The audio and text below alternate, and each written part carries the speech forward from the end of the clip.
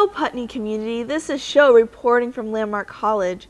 Today we'll be talking about the recent floods that have swept through our campus, causing significant damage and disruption to our community. On Thursday, July 29th, most of the staff and students were resting comfortably in their dorms.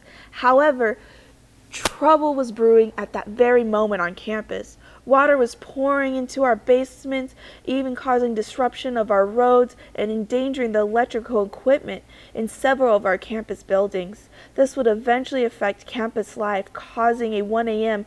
building evacuation in Bridge 1 and Stone Hall. The flooding caused a lot of structural damage on campus, and it's going to have a lot of man hours and a lot of money to repair it, which is going to be difficult for any institution that's trying to, stretch its dollars as far as it possibly can. As you can see, this tragic event hit many parts of our beautiful campus, with estimated cost over $10,000 in damage. Roadways and parking spaces, which were just newly refurbished, are now destroyed.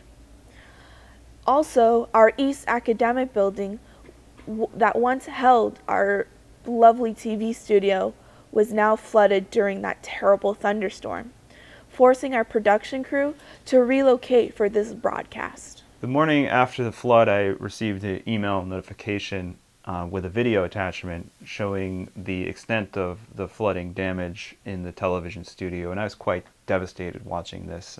After 2 hard years working on the television studio, setting it up, seeing it in that state caused quite a bit of distraught. I went in the next morning to survey the damage, and fortunately we were able to salvage the cameras here and bring them into my office, but there were some expensive components that are likely destroyed and unrecoverable. And now a report from James, who managed to capture a lot of this live footage we've seen thus far. Thanks, Sho.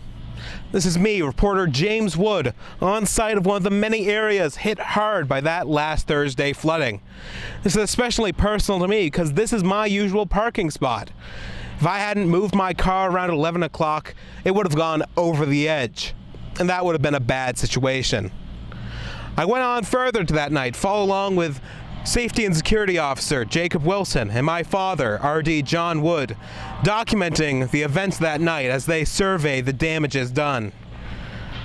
I have an interview right now with Jacob Wilson about the timeline of events and how everything happened.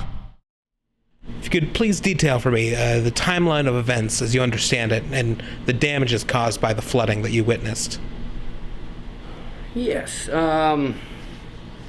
it had started raining earlier in the day. Right around 6 p.m. is when I noticed it had started to really downpour, and this was before I was even on shift.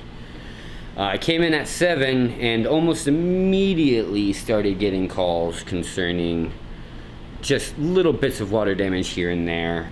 But it wasn't until 10 p.m. when I received a call concerning a flooding of stone.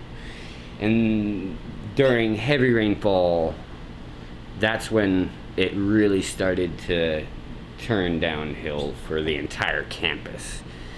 From 10 till 2:30, I was running around this school in every building, in every single room, in every single basement. Did I look for water damage, and found water damage in almost every single building. But overall, the EAB and stone were damaged the most. Now, the EAB probably had about, I would say, 1.5 inches of standing water in every inch of that basement. And stone had a literal flood.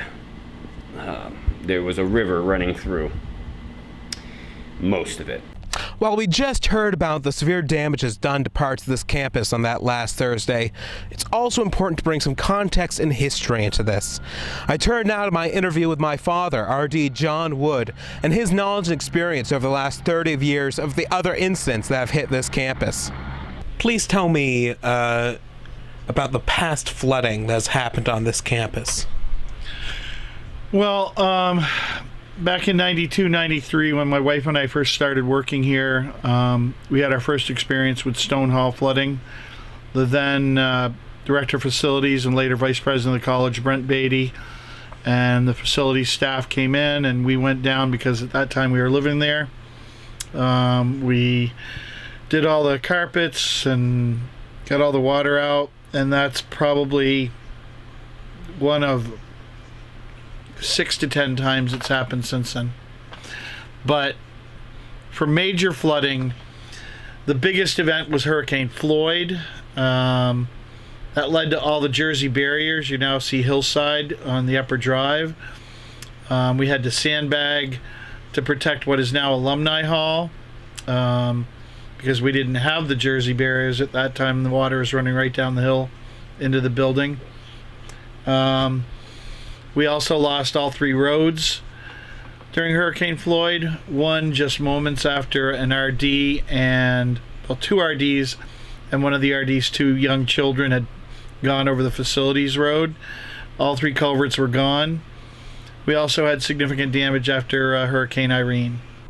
Despite the distressing situation this campus found itself in, luckily nobody was harmed and the damage done is already being repaired.